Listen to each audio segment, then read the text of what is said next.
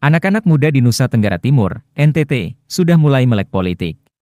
Pada pemilihan legislatif, Pileg, bulan Februari 2024 yang lalu, mereka juga tampil sebagai calon anggota legislatif, caleg, Dewan Perwakilan Rakyat Republik Indonesia, DPR RI.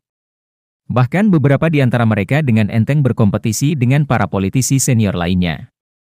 Hasilnya mereka dengan mudah langgeng ke Senayan menjadi anggota DPR RI dan DPD RI periode 2024 hingga 2029.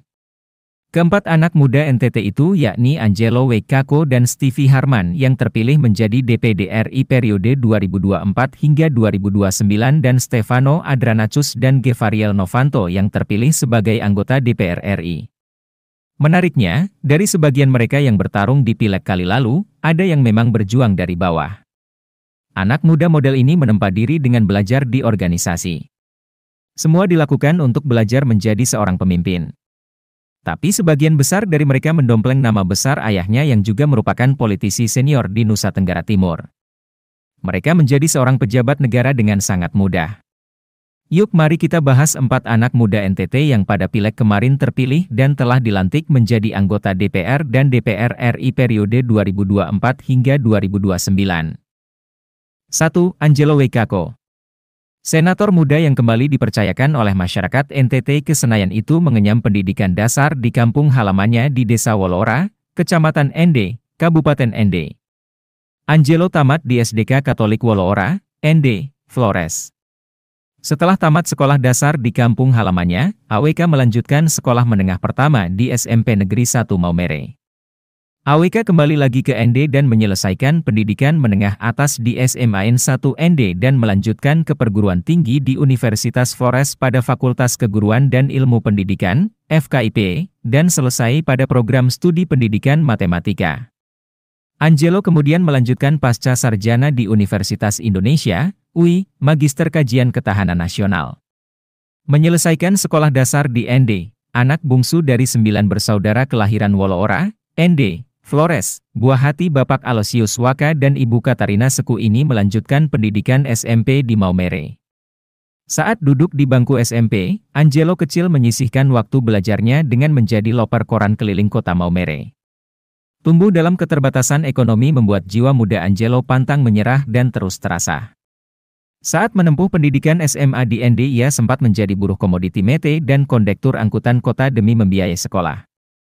Sebagian hasil keringatnya ia pergunakan untuk mengkredit sepeda motor. Pada masa kuliah, ia menjadi tukang ojek dan distributor barang-barang rohani dari percetakan Arnoldus, penerbit Nusa Indah Ende milik Serikat Sabda Allah, Societas Verbi Divini, SVD. Saat kuliah di Universitas Flores, Angelo dipercayakan menjadi ketua BM Universitas Flores. Ia melanjutkan perjalanan karir organisasinya menjadi Ketua PMKRI Cabang Ende periode 2012 hingga 2013 dan Ketua Presidium Pengurus Pusat, PP, PMKRI periode 2016 hingga 2018. Selepas dari PMKRI, Angelo terjun ke dunia politik dan terpilih menjadi DPD RI periode 2019 hingga 2024. Kini Angelo dipercayakan kembali oleh masyarakat NTT menjadi anggota DPD RI untuk periode 2024 hingga 2029.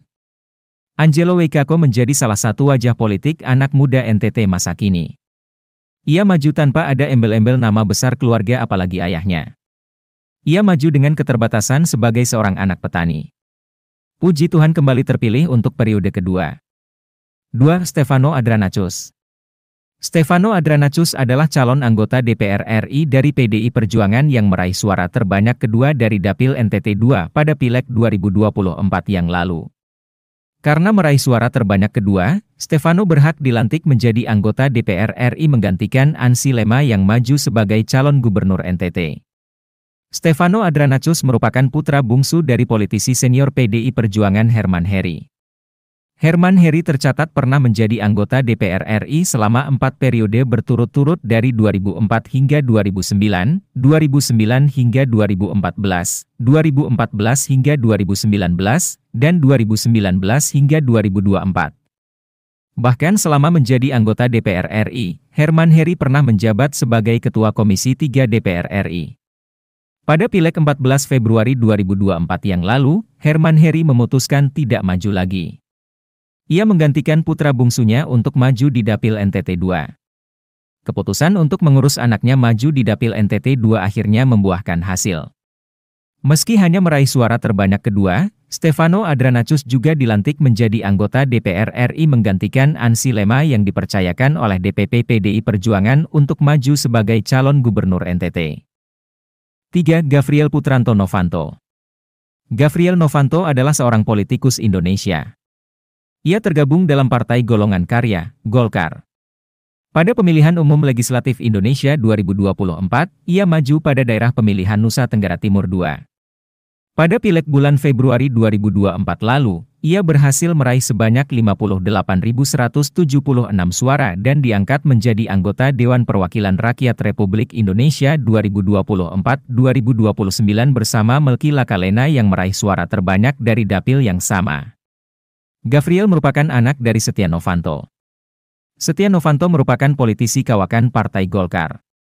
Bahkan di akhir kepemimpinannya Setia pernah menjabat sebagai Ketua DPR RI yang juga terpidana kasus korupsi megaproyek IKTP. 4. Maria Cecilia Steffi Harman.